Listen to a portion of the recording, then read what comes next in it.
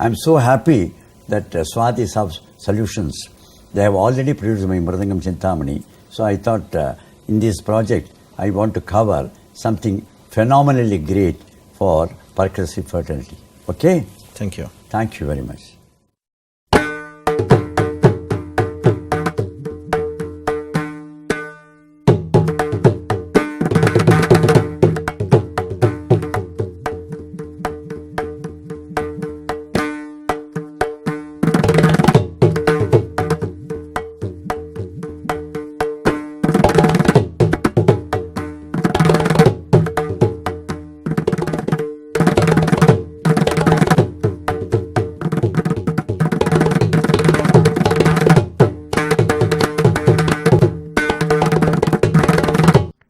என்ன பார்க்குறீங்க?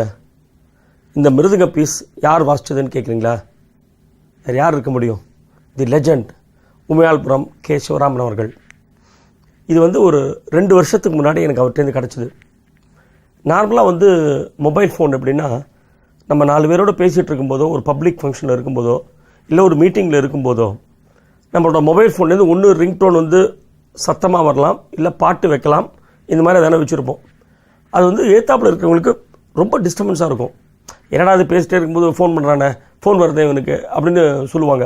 2 வருஷமாக எனக்கு கிடைச்ச எக்ஸ்பீரியன்ஸ் என்னென்னா, நான் எதான மீட்டிங்லையோ ஒரு பப்ளிக் ஃபங்க்ஷன்லையோ ஒரு 4 ஃப்ரெண்ட்ஸோடு பேசும்போதோ எனக்கு ஃபோன் வந்ததுன்னா, நான் எடுக்க போனேன்னா எடுக்காத, கொஞ்சம் இரு, அது கேட்கலாம், ஒரு நிமிஷம் இரு அப்படிம்பாங்க. அது ஒரு 5 to 10 seconds அதை நல்லா கேட்டுட்டு, ஃபென்டாஸ்டிக், யார்ப்பா வாசிச்சது அப்படின்னு கேட்பாங்க. வேறு யார் இருக்க முடியும்? உமையாள்புரம் சிவராமன் மாமா தான். நான் தான் அவங்கள்ட்ட சொல்லுவேன், எனக்கு மாமா ஸ்பெஷலாக பண்ணி கொடுத்ததுன்னு. இதை ஏன் நான் வச்சுட்டு இருக்கேன்னா, நான் இன்ஃபேக்ட் ஒரு காலத்தில் கொஞ்சம் மிருதங்கம் கற்றுட்டுருக்கேன். பட் அதனால் அது பெருசாக டெவலப் பண்ணல, விட்டுட்டேன். ஏன்னா மிருதங்கத்து மேலே எனக்கு எப்பவுமே ஒரு ஃபேசினேஷன் உண்டு. பட் அவர்கிட்ட நான் மிருதங்கம் கற்றுக்கல. பட் என்னமோ அவருடைய மிருதங்கம் எனக்கு அவ்வளவு பிடிக்கும். அது ஃபஸ்ட்டு டைம் கேட்டது thanks to Swathi and Kanthan. கடந்த ஒரு 3-4 வருஷமாக அவரோட பழகிற எனக்கு வாய்ப்பு கிடைச்சிது. அவருடைய டிசிப்ளின், அவருடைய டெடிக்கேஷன், அவருக்கு அந்த தொழில் மேல் இருக்கிற ஒரு நம்பிக்கை, இந்த வயசுலையும், அது அவர்கிட்ட நான் இந்த வயசு சொன்னால் அவர் கோச்சுப்பார், இந்த வயசுலையும் அவருக்கு இருக்கிற ஒரு நம்பிக்கை, அதெல்லாம் சம்திங் கிரேட், யூனிக். அந்த லெஜெண்டுக்கு பின்னாடி எத்தனை குவாலிட்டிஸ் இருக்குது அவர் லெஜெண்ட் ஆகிறதுக்கு, அதை பரிபூர்ணமாக நான் மாமாட்ட பார்த்தேன். நான் அதுவும் கடந்த ஒரு 4-5 ரெக்கார்டிங் ஆகிறது ஐ யூஸ் டு கோ தேர். எதுக்குன்னா என்ன சார்ஜ் பண்ணிக்கிறதுக்காக நான் போவேன். ஏன்னா எனக்கு டோட்டலி டிஃப்ரெண்ட் லைன். நான் நடிகனாக இருக்கேன், அவர் மிருதகம் பிளேயர். பட் அதனால் எல்லாருக்கும் காமனாக இருக்கிற சில விஷயங்கள் அவர்கிட்ட இருந்தது. அதெல்லாம் ரொம்ப நல்லா இருந்தது. அவருடைய டெடிக்கேஷன். சமீபத்தில் இந்த பர்டிகுலர் டிவிடி நீங்கள் பார்க்க போகிற டிவிடி ரெக்கார்டிங்கு 4 நாள் நடந்தது. It started on Monday something, Monday, Tuesday, Wednesday, Thursday, 4 நாள். கண்டிப்பாக நாங்கள்லாம் ஷூட்டிங் சேர்ந்தாப்பில் 4 நாள் வச்சுக்கவே மாட்டோம், முடியவே முடியாது. ஏன்னா கார்த்தால 8 மணிக்கு ஆரம்பிச்சுன்னா ராத்திரி 9 மணி வரைக்கும் ஷூட்டிங் போகும். யோசிச்சு பாருங்கள், நடுவில் 1 hour கேப் இருக்கும். கண்டினியூஸாக அவர் ஒர்க் பண்ணோம். நான் என்ன பண்ணுவேன், மார்னிங் ஒரு 10-10:30 மணிக்கு மாமாவோட ரெக்கார்டிங் போவேன்.